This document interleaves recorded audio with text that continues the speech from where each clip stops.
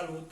Eu sunt Alex Guraliuc și ăsta e primul video pe care l-am pus aici pe canalul acesta, Un pic mai bun. Canalul l-am făcut de foarte puțin timp, cred că are câteva săptămâni și vine ca și o susținere a grupului pe care îl avem pe Facebook. Grupul se numește la fel, Un pic mai bun, și acolo este o comunitate, aș putea zice, de oameni care încearcă să ajute familii în situații mai dificile. Totul a plecat acum vreo 5-6 ani de zile, când ne-am dat seama că e mult mai ușor să comunicăm pe Facebook, pe un grup. Atunci am aflat de o familie și fiecare am încercat să, nu știu, ajutăm cu ce putem. Unii cu haine, alții cu rechizite pentru copii, cu mâncare, pentru familie. Și atunci am zis, ok, hai să vorbim pe Facebook, ne facem un grup și așa o să fie mult mai ușor să comunicăm. Grupul a rămas și de atunci am reușit să facem destul de multe acte de caritate de genul ăsta. Acum m-am gândit cum am putea să ducem un pic mai departe grupul acesta. Și acolo punem foarte multe poze, povestim un pic despre ce este vorba, cazul familiei respective sau, mă rog, o persoană anume care are nevoie de ajutor, dar nu găsim povestea în totalitate. Nu e persoana acolo să exprime sentimente și să ne zică exact, ok, despre ce e vorba și de ce a ajuns în situația asta. Și m-am gândit că ăsta ar fi un mod bun de a transmite aceste mesaje. Poate pe viitor, nu știu, trebuie să vedem și cu oamenii și cu familiile, am putea aici să povestim mai mult despre fiecare caz în parte.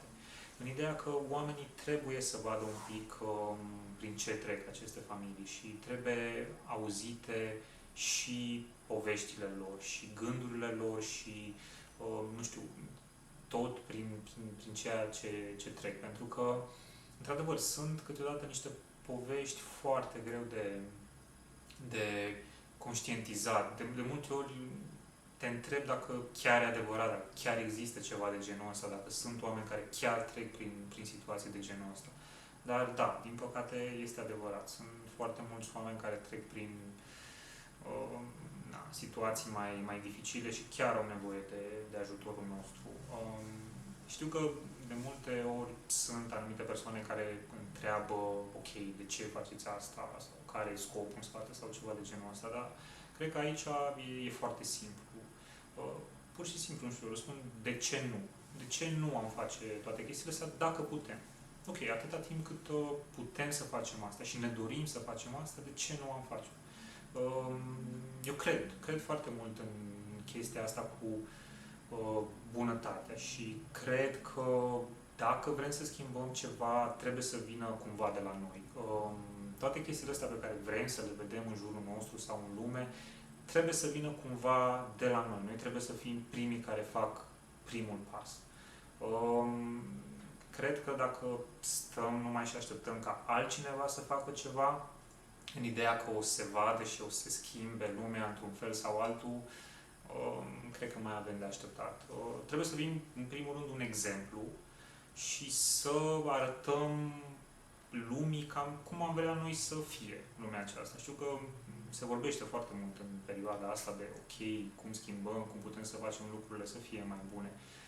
Cred că așa. Cred că prin gesturi din astea foarte simple, nu știu, ok, am auzit de o persoană care are nevoie de ceva, ok, hai să vedem cum o putem ajuta. Nu trebuie să fie gesturi wow sau te miri ce chestii nemai văzute sau nemai auzite. Pur și simplu trebuie să dai speranță omului că ești acolo lângă el și că încerci sincer să-l ajuți. Asta cred că e cel mai important, să-l ajuți sincer și necondiționat. Să vină fără niciun fel de recompensă sau ceva de genul ăsta. Să o faci în primul rând pentru el și în al doilea rând pentru, nu știu, cum am zis, să vezi că e un pic mai mult bine în jurul tău.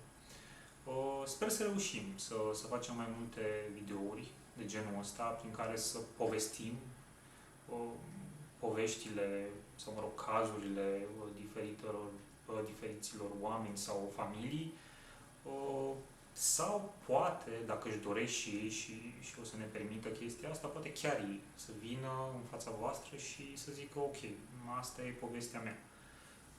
Așa am ajuns aici, asta a fost destinul și să vedem ce se poate face în ideea să-l schimbăm spre bine. Pentru că una peste alta cred că ăsta e foarte important.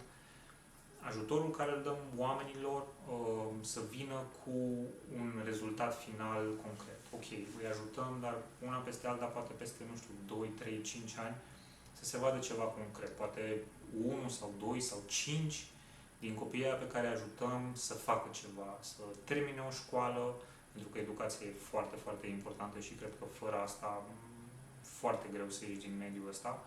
Și nu știu, să-i vezi că sunt bine, să-i vezi că sunt ok. Cred că asta ar fi o realizare imensă și e ceva ce cu siguranță ar schimba un pic lumea în mai bine. Da. O să încercăm să venim cu mai multe videouri și sper să și conteze. Pentru că, da, așa cum am zis, cred că chestia asta despre care vorbim foarte mult, bunătatea, cu siguranță poate schimba lumea și trebuie să o arătăm mai mult și să o împrăștiem mai mult așa în jurul nostru și cu siguranță totul o să fie bine.